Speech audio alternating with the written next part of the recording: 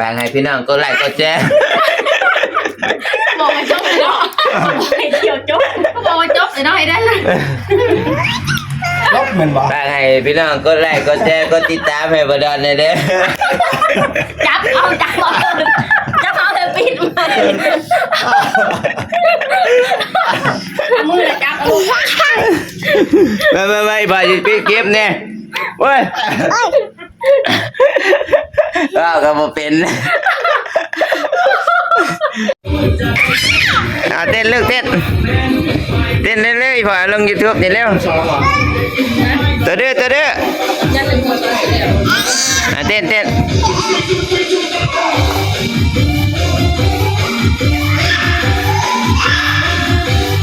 ให้น้องโยนก่อนลูกให้น้องโยนก่อนสวัสดีพี่น้องสวัสดีพี่น้องก็สร้างบาดาลแชนแนลอีกแล้วเด้อ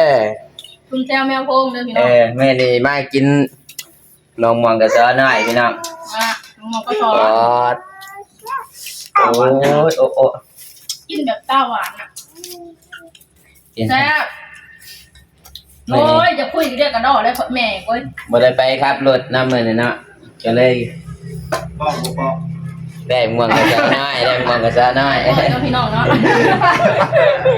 ขอโทษนะพี่น้องเวลา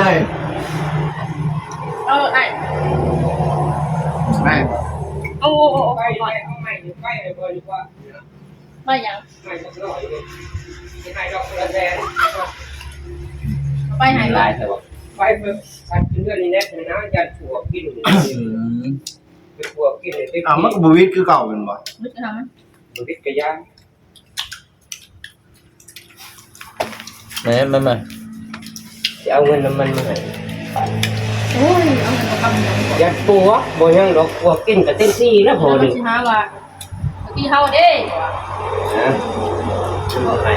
ไม่ดอกไม่ใช่เงิน4 โตไม่พวกเสร็จไปไหวดินะไปกับสัตว์ขึ้นนี่แน่อันเด้อพี่น้องเอาม่วงกระซอม่วงกระซ้อหน่อยโอ้ยไข่ผสมนี่พอดีกินแจ่วปลาแดกอ่ะ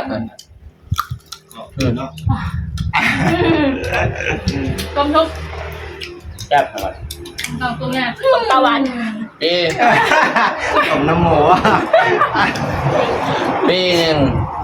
ปีเถื่อเดียวพี่น้องของแซ่บบ้านนอกน้องพี่น้องมันสิออกตามฤดูน่ะเมื่อนี้เจ้าหลานมาอยู่ช่องบดอนชาแนลเด้อเดี๋ยวพี่น้องเอาซะเต็มที่บ่มาเบิดเล่นวะมาเบิดเลยนี่มาเบิดครอบครัวน่ะพี่น้องมาเบิดแจ๊บเมื่อนี้มาอันอีหลาแจ๊บบ่ลูกน่ะอีหลาแจ๊บบ่มาเพลนอยู่นี่บ่มาเพลนอยู่นี่เพลนแล้วกินมะม่วงต่ออุ้ยแจ๊บบ่ดิเอาได้สิบ่เลี้ยงบ่นี่บ่เลี้ยงบ่เขาเลี้ยงเพิ่นเลยกันว่าหาไก่ตัวใดก็ตากอยู่ข้างหลังนี่กินกับแกงปลาซิวปลาแดกปลาซิว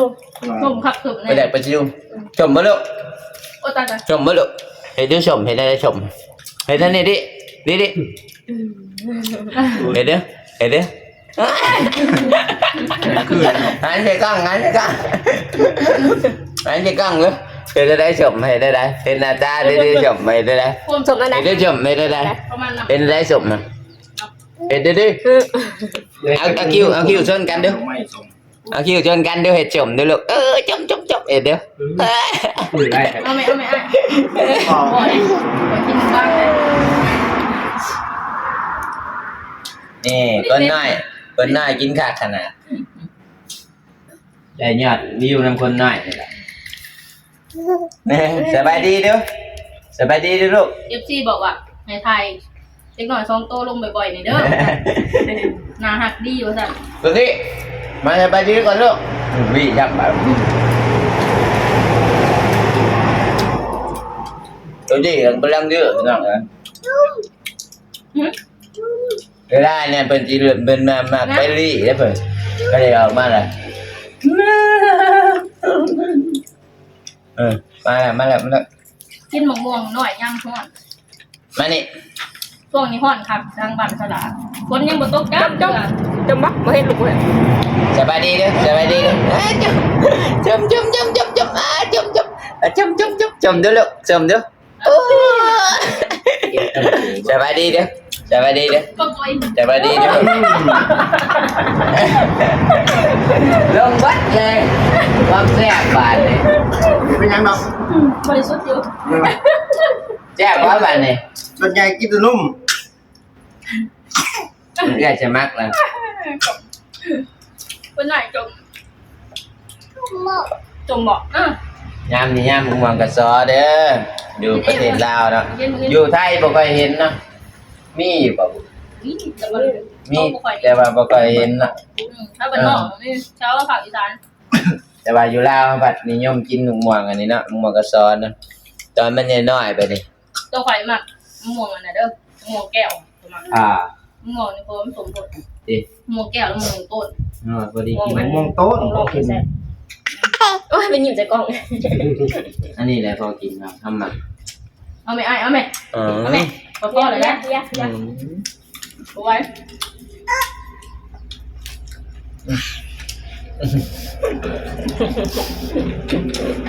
นุ่มมองต้น ครับครับครับ จับจับอันนี้หวานอันนี้หวานอันนี้หวานอันนี้หวาน ครับไปดิครับไปดิ โอ้ยเล่น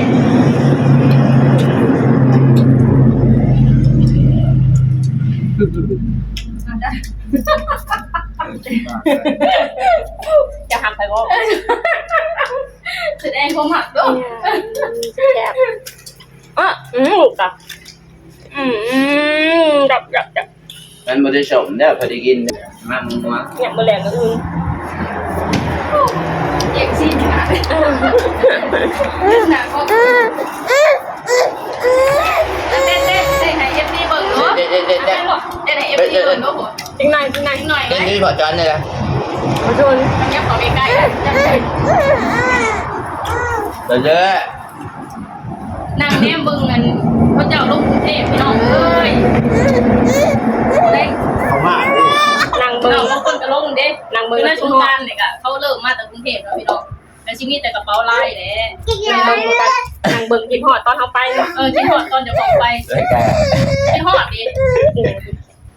คิดไปคิดมาคิดฮอดตอนอยู่กรุงเทพ กินฮอดตอนไปแล้วก็กินฮอดตอน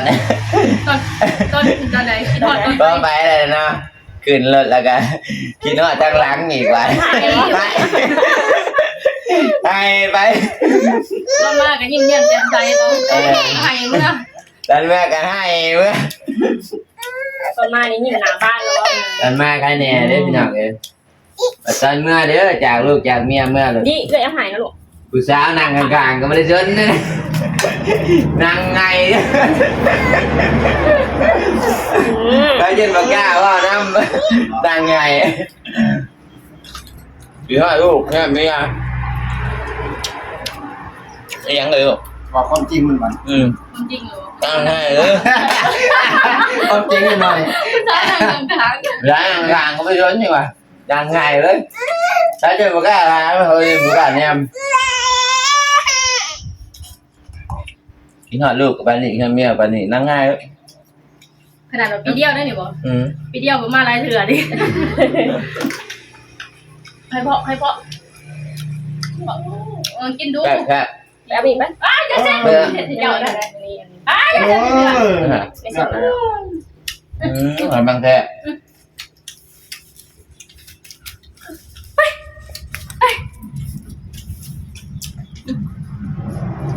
เอาน้ำ เพื่อนกันอยู่ริมถนนเนาะเวลาไปใช้มาใช้เห็นกระสอบไล่นี่คิดว่าโอ้ยลงกรุงเทพแล้วพวกนี้ เขาสิไปใส่บ่ ก็จะไปใช้คิดจะอย่างเดียวไปเมืองไทยแล้วพวกนี้สะออนเด้มาได้เดี๋ยวก็มีโอกาสได้ไปเลยเด้ได้แต่สะออนเขาแล้วกินหมกม่วงกินเปลือกดีกว่า สูตรใหญ่กว่านี้ยังกินบ่ได้ ทำดีกว่ากินแต่ง่ายกว่านี้แต่ไม่ได้ละสิคอยเกี่ยววานทำได้กันสร้าง ต่างก็สิเป็นประมาณนี้แหละเนาะพากันหาแต่แนวกิน คุณเจอแมวพง เงี้ยมะม่วงต้น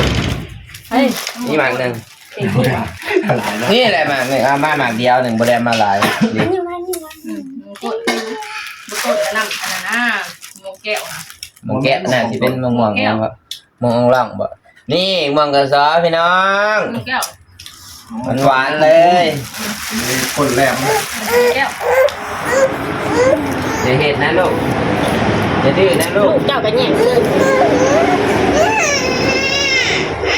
อย่าดื้อ นี่ ไก่มันนะ อย่าดื้ออย่าดื้ออย่าดื้อยังไม่ได้กินข้าวเจ้าได้กินมะม่วงกันเลยอย่าดื้อ มากินก่อนแล้วสม ผม กินสั่น ถุงจนสั่นหมดเลยผมมีทั้งไปเรียกกระโดดจนสั่น ปาดออกมากินหน้าลูกเจ้าดิ ไปให้ไป อันนี้มังม่วงแก้วเนาะพี่น้องเนาะมีหมากแก้วแล้วก็คอยถุงกันได้ อย่าดื้ออย่าดื้อนี่สุดยอดพี่น้องเลย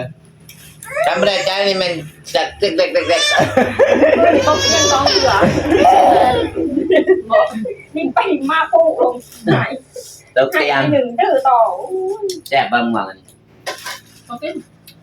หมดหมด ทำเป็นหมักกระซอนแล้วแห่ นอนหนูหมด ไปเถอะอยู่